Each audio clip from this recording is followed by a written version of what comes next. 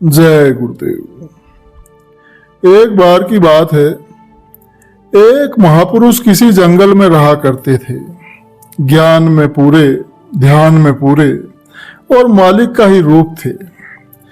तो एक शिष्य उनके पास गया और जाकर उन महापुरुष के पास ही रहने लगा। गुरु ने भी उसे खूब प्यार दिया और कुछ ही दिन में उस पर अपनी कृपा कर दी और अंतर का धन दे दिया। तो चेले को मेहनत तो करनी नहीं पड़ी। थोड़ा सा धन पाकर गुरु से कहने लगा कि गुरु महाराज, अब तो आप मुझे देशाटन करने की आज्ञा दीजिए। तो चेला गुरु से बार बार ये हट करने लगा। तो गुरु ने उसकी जिद पर यह कह दिया कि जा, ठीक है, तू जा, देशाटन कर रहा।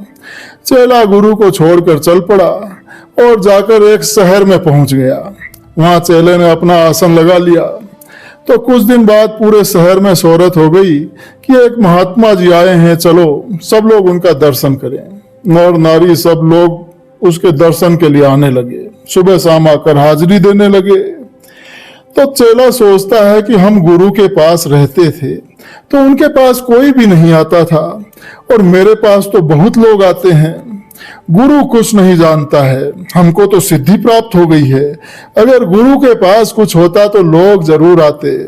इसी संशय में चेला गुरु के प्रति अविश्वास करता रहा और कुछ दिन बाद इतनी भीड़ चेले के पास आने लगी जिसका कोई ठिकाना ही नहीं रहा। तो चेले से नरनारियों ने प्रार्थना की कि गुरु महाराज, आप बहुत पहुंचे हुए हैं, आप हम लोगों को कंठी माला दे दीजिए, हम आपकी हाजिरी में रहेंगे। तो चेले ने बहुत से लोगों को कंठी माला दे दी। अब चेला गद्दी लगाकर ऊंचे तख्त पर बैठने लगा और अहंकार में चूर हुआ कहता है कि गुरु क्या जाने, उनकी हाजिरी में कौन जाता है, उनको कौन जानता है, हमको तो सारा जगत जानने लगा, हमसे क्या गुरु बड़ा हो सकता है। अब गुरुजी ठहरे अंतर्यामी। उन्होंने देखा कि चेला आज्ञा लेकर गया था देशाटन करने के लिए और शहर में जाकर गद्दी पर बैठता है।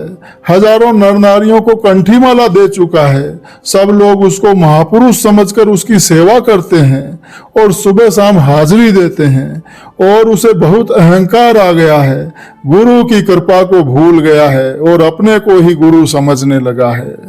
तो गुरु महाराज चेले के पास उस शहर में जा पहुंचे जहां पर वो गद्दी लगाकर बैठता था। तो गुरु महाराज वहां पहुंचे तो चेले ने गुरु को देखा दूर से और दूर गद्दी पर बैठे बैठे ही प्रणाम किया और अपने चेलों के सामने उठा नहीं।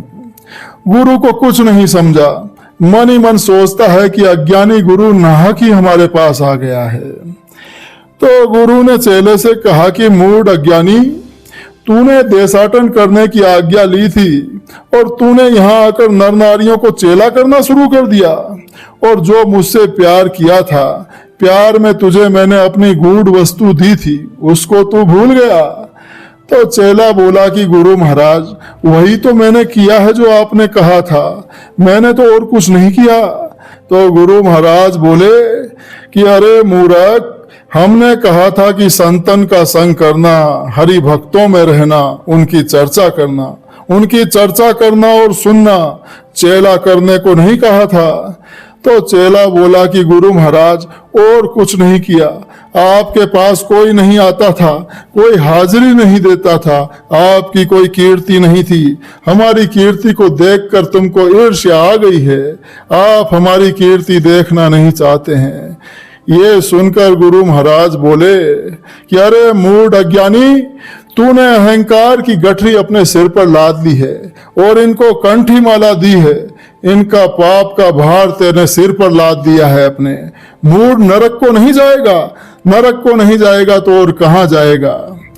तो वो चेला बोला कि आप यहाँ से चले जाएं गुरु महाराज, आपको बहुत क्रोध आता है, आप कुछ नहीं जानते हैं, हमारी बेइज्जती हमारे चेलों के सामने आप करते हैं, यह आपको शोभा नहीं देता है।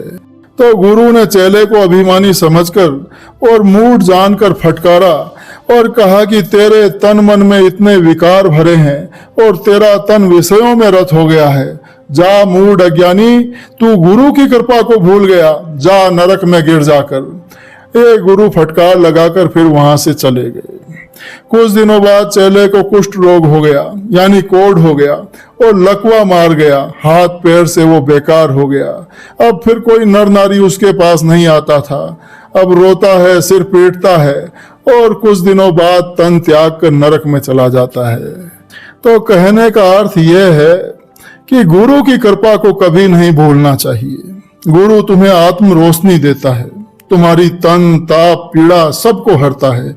जिस धन वैभव को पाकर तुम आत्म रोशनी को भूल जाते हो, जो तुम्हारे जीवन की सच्ची खुराक है, जिसके बगैर पाए हुए जीव कभी सुखी नहीं हो सकता है, गुरु तुम्हारा सच्चा जीवन हितकारी है, जो तुम्हारे अंत समय काम आता है।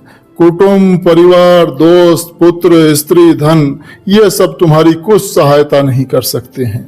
कहने का अर्थ यह है कि सबके जीवन में गुरु की बड़ी महत्ता होती है। जय गुरुदेव।